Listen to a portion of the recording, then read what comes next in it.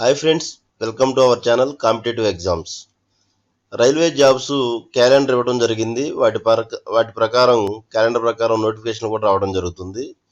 Already మనకి ALB notification, technician notification రావడం జరిగింది. జేఈ నోటిఫికేషన్ కూడా రావడం జరిగింది. మీరు ఇక్కడ ఒకసారి కనుక గమనించినట్టయితే క్యాలెండర్ ఇక్కడ నేను మీకు స్క్రీన్ మీద చూపిస్తున్నాను. జనవరి మార్చిలో ఏఎల్బి నోటిఫికేషన్ అన్నారు, ఆల్రెడీ ఏఎల్బి నోటిఫికేషన్ వచ్చింది. నెక్స్ట్ ఏప్రిల్ జూన్లో టెక్నీషియన్ నోటిఫికేషన్ అన్నారు, టెక్నీషియన్ నోటిఫికేషన్ వచ్చింది. క్యాలెండర్లో మెన్షన్ చేయనటువంటి ఆర్పిఎఫ్ నోటిఫికేషన్ కూడా రావడం జరిగింది, కానిస్టేబుల్ ఎస్ఐకి సంబంధించి. నెక్స్ట్ జూనియర్ ఇంజనీర్ నోటిఫికేషన్ రావడం జరిగింది, పారామెడికల్ నోటిఫికేషన్ కూడా రావడం జరిగింది. మనకి ఇంకా పెండింగ్ ఉన్న నోటిఫికేషన్లు ఎన్టీపీసీ, ఇవి రెండు కూడా. ఎన్టీపీసీలో ఒకటేమో ఇంటర్మీడియట్ లెవెల్, ఒకటేమో డిగ్రీ లెవెల్. ఇవి రెండు ఎన్టీపీసీలు. అంటే ఓవరాల్గా ఎన్టీపీసీ ఒకటే నోటిఫికేషన్ వస్తుంది, రెండు నోటిఫికేషన్ రావు. వాటిలోనే ఒకటి ఇంటర్మీడియట్ క్వాలిఫికేషన్, ఒకటి డిగ్రీ క్వాలిఫికేషన్ ఉంటుంది. లెవెల్ 1 పోస్టులు, మినిస్టీరియల్ ఐసోలేటెడ్ పోస్టులు. అయితే మనకు ఆల్రెడీ ఈ మంత్ ఎండింగ్ కానీ నెక్స్ట్ మంత్ స్టార్టింగ్ లో కానీ మాక్సిమం ఎన్టీపీసీ నోటిఫికేషన్ కూడా వచ్చేస్తుంది. ఎందుకంటే అన్ని నోటిఫికేషన్లు అయిపోయినాయి, ఇంకా మనకు మిగిలిందల్లా లెవెల్ 1 అండ్ ఎన్టీపీసీ. అయితే ఇప్పుడు నేను కంటిన్యూగా, అంటే నిన్న కూడా ఒక వీడియో మీకు ఎన్టీపీసీ మీద రిలీజ్ చేయడం జరిగింది. ఇప్పుడు నేను మరలా రైల్వే మీద ఇంకో వీడియో చేయడానికి రీజన్ ఏంటంటే, రైల్వే నోటిఫికేషన్ కంటిన్యూగా రావడం జరుగుతుంది కాబట్టి మిమ్మల్ని ఒకసారి ముందుగానే గుర్తు చేసి ప్రిపేర్ అవ్వండి, బాగానే హెచ్చరించాలనే ఉద్దేశంతో ఈ వీడియో చేయడం జరుగుతుంది. అయితే పర్టికులర్ గా ఈ వీడియో దేని గురించి అంటే, ఆల్రెడీ ఎన్టీపీసీ గురించి క్లియర్ గా నేను మెన్షన్ చేశాను. అదేవిధంగా రైల్వే జాబులు, వాటి వల్ల ఉపయోగాలు ఏంటి, మనకి ఏ విధంగా లైఫ్ లో ఇంకా ప్రమోషన్లు ఎలా ఉంటాయి, లైఫ్ లో ఇంకా ముందుకు వెళ్ళాలంటే ఎలా ఉపయోగపడతాయి అనేది కానీ, మనకు ఉండే స్పెషల్ బెనిఫిట్స్ కానీ అన్నిటి మీద ఒక వీడియో చేశాను. అదేవిధంగా ఎన్టీపీసీకి ఎలా ప్రిపేర్ అవ్వాలి, ఎన్టీపీసీలో సిలబస్ ఎలా ఉంటుంది, సెలక్షన్ ప్రాసెస్ ఏంటని ఒక వీడియో చేయడం జరిగింది. ఎవరన్నా అవి చూడకపోతే చూడండి. ప్రజెంట్ ఈ వీడియోలో చెప్పదలుచుకుంది ఏంటంటే, లెవెల్ 1 అన్న గ్రూప్ డి అన్న ఒకటే నోటిఫికేషన్, లెవెల్ 1 అన్న గ్రూప్ డి అన్న ఒకటే నోటిఫికేషన్. ఈ గ్రూప్ డి నోటిఫికేషన్ గురించి మీకు చెప్పదలుచుకున్నాను. అంటే ఎందుకంటే గ్రూప్ డి నోటిఫికేషన్ ప్రజెంట్ రాబోతుంది కాబట్టి ముందుగానే మనం ఆ గ్రూప్ డి గురించి తెలుసుకుని, అంటే సిలబస్ ఏముంటుంది, ఎలిజిబిలిటీకి ఎవరెవరు ఎలిజిబిలిటీ అవుతారు, ఇలాంటివన్నీ కనుక మనం తెలుసుకోగలిగితే ఇప్పటి నుంచే ప్రిపరేషన్ స్టార్ట్ చేస్తే మనకి ఆ ఎగ్జామ్ క్రాక్ చేయడం చాలా ఈజీ అవుతుంది అనే ఉద్దేశంతో ఈ గ్రూప్ డి నోటిఫికేషన్ గురించి చెప్పడం జరుగుతుంది. అయితే ఈ గ్రూప్ డి నోటిఫికేషన్ లో మనకి ఏమేమి పోస్టులు ఉంటాయి, నోటిఫికేషన్ ఎలా ఉంటుందో ఒకసారి చూద్దాం.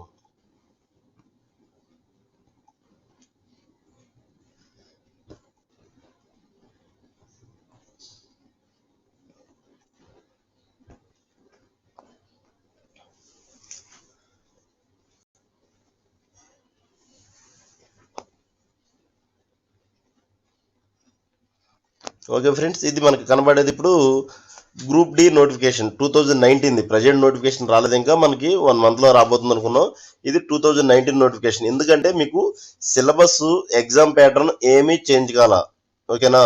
మీకు ఇప్పుడు కావాల్సింది ఏంటి, ఏమేమి సిలబస్ ఉంటుంది, ఎగ్జామ్ ప్యాటర్న్ ఎలా ఉంటుందో తెలుసుకుంటే ఆ సిలబస్ ప్రకారం ఆ ఎగ్జామ్కి ప్రిపేర్ అవ్వాలి. కాబట్టి ఆ ఎగ్జామ్ ప్యాటర్న్, సిలబస్ అనేది ఈ నోటిఫికేషన్, ఎందుకంటే లేటెస్ట్ నోటిఫికేషన్ 2019 కాబట్టి దాన్ని తీసుకోవడం జరుగుతుంది.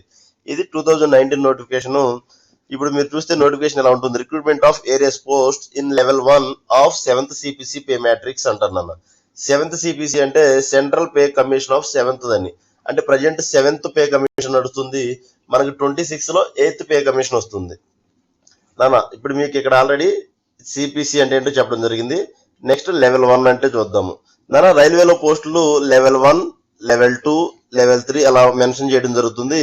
ఇది లెవెల్ 1 కి సంబంధించిన నోటిఫికేషన్ అనమాట. ఆల్రెడీ ఎన్టీపీసీలో మనకి లెవెల్ 2 నుంచి లెవెల్ 6 వరకు పోస్టులు ఉంటాయి. వాటిని ఆల్రెడీ నిన్న మనం డిస్కస్ చేసాం. ఆ పోస్టులు ఏంటి, వాటికి ఎలా ప్రిపేర్ అవ్వాలి, సిలబస్ ఏంటి అనేది కనుక మీరు చూడాలి అనుకుంటే ఒకసారి ఆ నోటిఫికేషన్ ఒకసారి క్లియర్ గా చూడండి. అయితే ఈ గ్రూప్ డి అన్న, లెవెల్ 1 అన్న ఒకటే పోస్టులు అన్న. వీటిలో ఏమేమి పోస్టులు ఉంటాయి ఒకసారి మీరు గమనిస్తే నానా, ఇవి వేరియస్ పోస్టులు అన్నారు కదా లెవెల్ 1 లో ఉండేవి. ఇదిగోండి, ఇవి లెవెల్ 1 లో పోస్టులు అన్నమాట. CEN number RRC 1 2019 post parameters నాన్న. ఇలా డిఫరెంట్ 17 నెంబర్స్ ఉంటాయి నాన్న. మీరు ఒకసారి కావాలంటే ఈ పోస్ట్ ని ఒకసారి స్క్రీన్ షాట్ తీసుకోండి, లేదా ఫుల్ నోటిఫికేషన్ మన టెలిగ్రామ్ గ్రూప్ లో కూడా మెన్షన్ చేయడం జరిగింది. మీరు మన టెలిగ్రామ్ గ్రూప్ లోకి వెళ్ళి ఈ 2019 నోటిఫికేషన్ మొత్తం చూడొచ్చు. దాంట్లో మీకు ఏమేమి పోస్టులు ఉంటాయి, లేకపోతే దానికి మెడికల్ ఏంటి అని డీటెయిల్స్ అన్ని క్లియర్ గా ఉంటాయి నాన్న.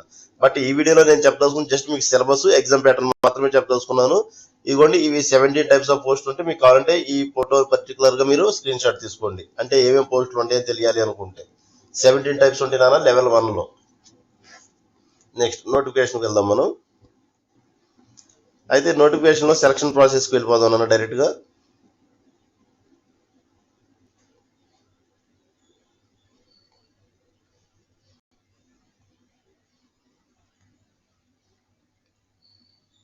దాని యాస్టీజ్ గా మనకి సెలక్షన్ ప్రాసెస్ అనేది ఎన్టీపీసీకి ఏ విధంగా ఉందో అలాగే ఉంటుంది మాక్సిమం.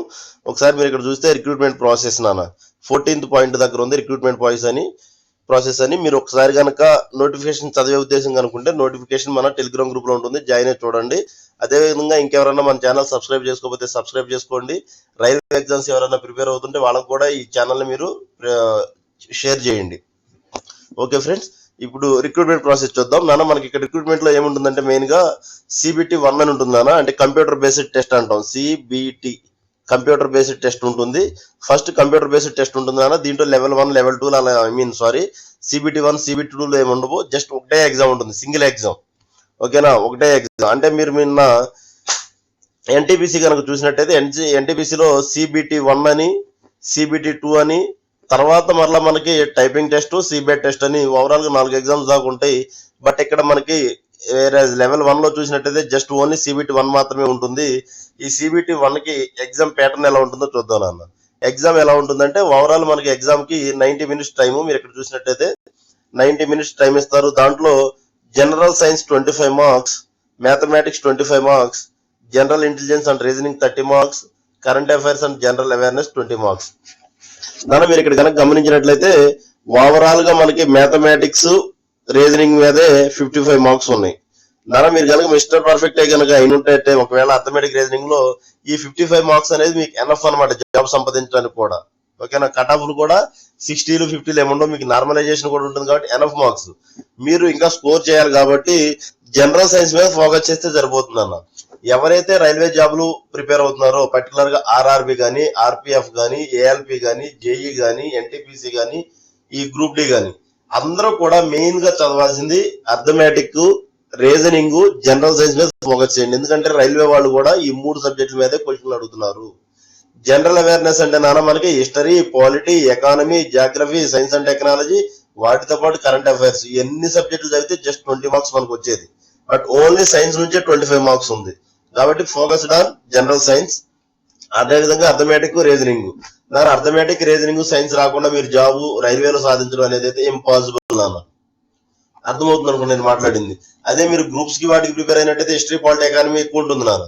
బట్ ఇక్కడ మనకి గ్రూప్ D కానీ లేదా రైల్వే పోస్టులు ఏమైనా మీరు చదవాలి అనుకుంటే science, mathematics, general science, general intelligence అంటే రీజనింగ్ నాన్న, వీటి మీద ఎక్కువ ఫోకస్ చేయడం జరుగుతుంది. ఓకే, ఓవరాల్ గా మనకి ఎగ్జామ్ డ్యూరేషన్ 90 మినిట్స్, 100 క్వశ్చన్స్ ఉంటాయి. వాటిల్లో కూడా 30 reasoning, 25 maths, 25 general science, 20 current affairs. నాన్న మీరు నిన్న ఎన్టీపీసీని కనుక కంపేర్ చేసుకుంటే సేమ్ యాస్టీజ్ ఇదే విధంగా ఉంది. పర్టికులర్ గా అక్కడ ఏమైందంటే జనరల్ సైన్స్ అనేది మెన్షన్ చేయడం జరగలేదు. జనరల్ సైన్స్ అని ఇవ్వకుండా జనరల్ అవేర్నెస్ లోనే సైన్స్ ను కూడా కలపడం జరిగింది. అప్పుడు ఇక్కడ మార్క్స్ ఏమైందంటే ఇది 40 మార్క్స్, జనరల్ రీజనింగ్ 30, మ్యాథ్స్ 30 అయింది అన్న. 30, 30, 60, ఇది ఒక 40, 100 మార్క్స్ అయింది. అంటే అప్పుడు ఎన్టీపీసీలో ఈ 40లో 30 మార్క్స్ దాకా జనరల్ సైన్సే ఉంటుంది కదా, 25, 30 దాకా జనరల్ సైన్సే ఉంటుంది. రిమైనింగ్ ఓన్లీ 10 మార్క్స్ లేదా 15 మార్క్స్ మాత్రమే కరెంట్ అఫైర్స్, జనరల్ అవేర్నెస్ ఉంటుంది.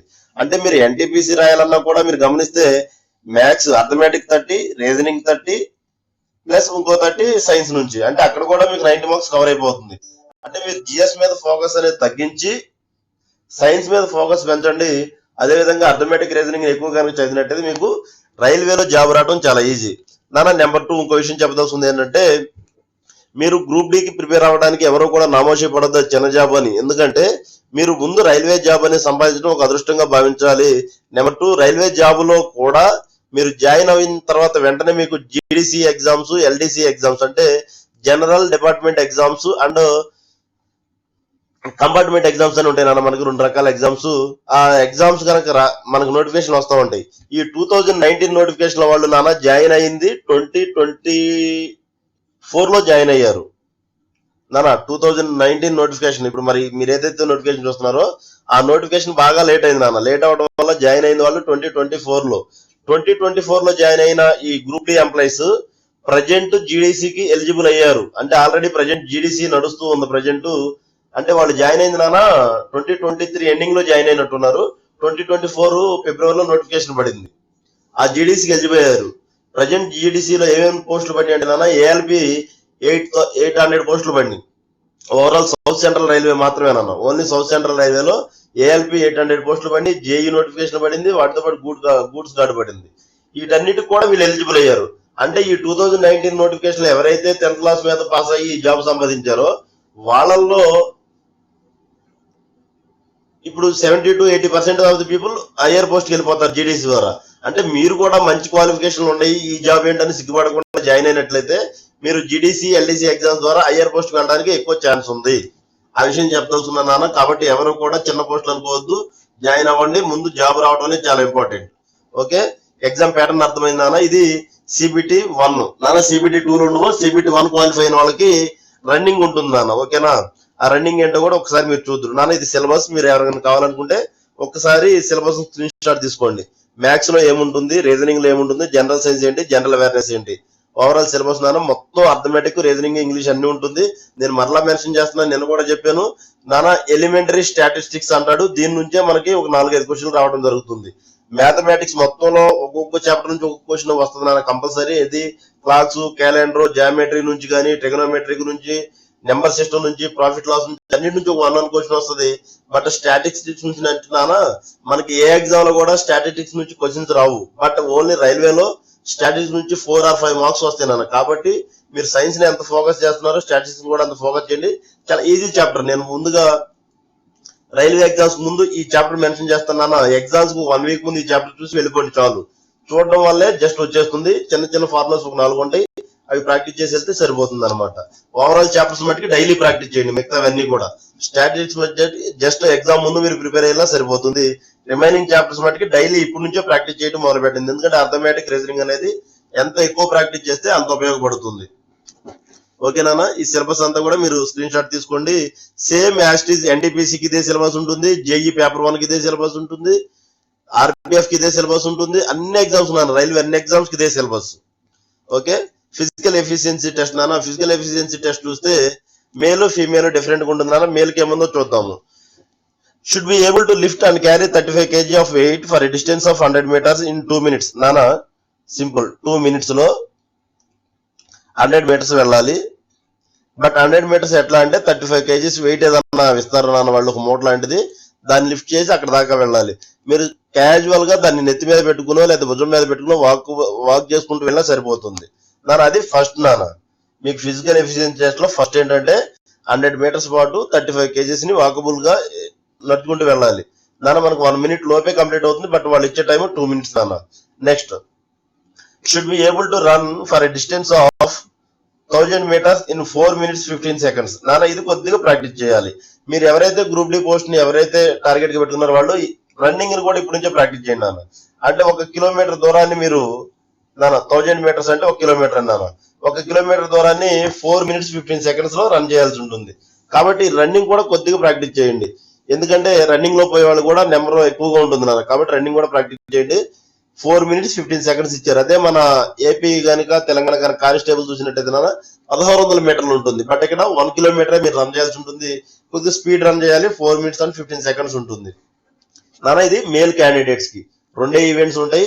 ఒకటి 100 meters 35 kgs తో 2 minutes టైం ఇస్తారు.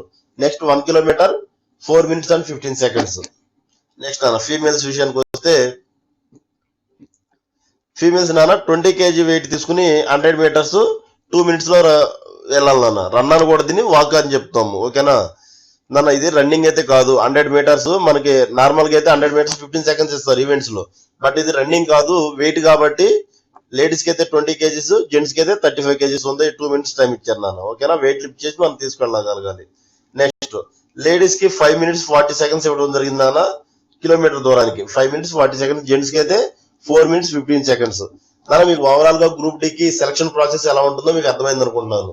ఫస్ట్ సిబిటి 1 ఎగ్జామ్ ఉంటుంది, తర్వాత ఫిజికల్ ఎఫిషియన్సీ టెస్ట్ నాన్న. దీని తర్వాత మెడికల్ ఉంటుంది. మెడికల్ తర్వాత సర్టిఫికేట్ వెరిఫికేషన్, జాయినింగ్ ఏనా, ఇది ప్రాసెస్. ఓన్లీ సింగిల్ ఎగ్జామ్ కాబట్టి దీని మీద కూడా ఫోకస్ చేయండి.